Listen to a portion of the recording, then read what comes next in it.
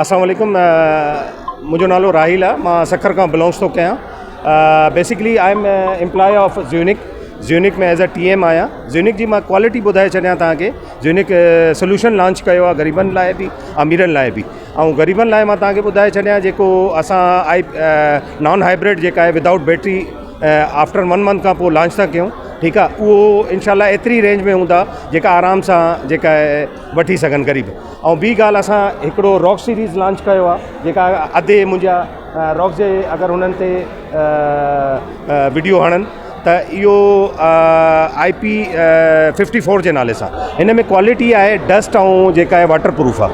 ठीकु आहे, इन खां अलावा 5 ईयर असां रिप्लेसमेंट वारंटी था ॾियूं। 5 साल में कुझु बि थी वियो त असां उन्हनि खे एज़ इट इज़ वापसि मोटाईंदासीं।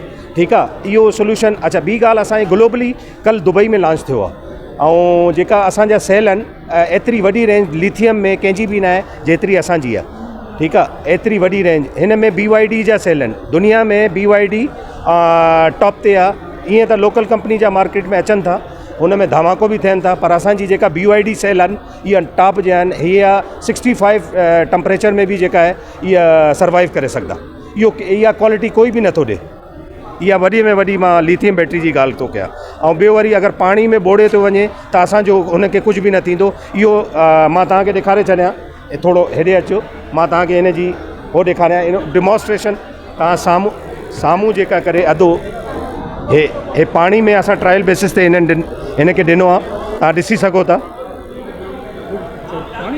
हा, हिन में पाणी ॿोड़ियो आहे। हे डस्ट ऐं वाटर प्रूफ आहे। हा, स्टार्ट आहे। त इहा क्वालिटी असां ॾिनो आहे। ठीकु आहे, असांजी इहा क्रेडिट गोज़ टू डायरेक्टर अमार साहब ऐं CEO जेको आहे असांजो आसिम साहब। हुनजी महिरबानी आहे। अल्लाह पाक हुनखे गंज ॾे। मुंहिंजी दुआऊं आहिनि असां सभिनि जी। इंशाअल्लाह ताला वी आर द फैमिली। जी जी, माशाल्लाह रुझान अचे थो, छो त बिजली एतिरी महांगी करे छॾी आहे। हर को माण्हू स्पेशली कराची लाइ एतिरो मुकारो आहे, हर को परेशान आहे। एतिरा ग़रीब वारा रेड़ी वारा वीचारा काॾों वञनि। ठीकु आहे, असां हुनजे लाइ सोल्यूशन नेक्स्ट मंथ इंशाअल्लाह ताला विदाउट बैटरी लॉन्च था कयूं, जेको 60,000 50,000 जे रेंज में हूंदो। इंशाअल्लाह ताला 10 kV 8 kV।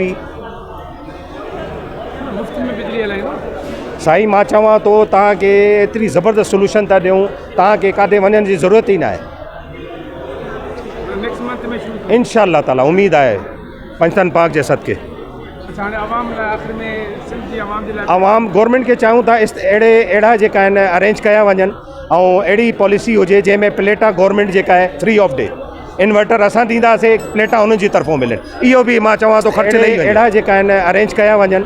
ऐं अहिड़ी पॉलिसी हुजे जंहिंमें प्लेटा गवर्नमेंट जेका आहे फ्री ऑफ डे, इन्वर्टर असां ॾींदासीं, प्लेटा उन्हनि जी तरफ़ों मिलनि। इहो बि मां चवां थो ख़र्च लही वञे।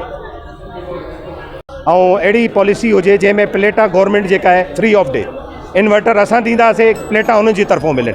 इहो बि मां चवां थो ख़र्च लही वञे।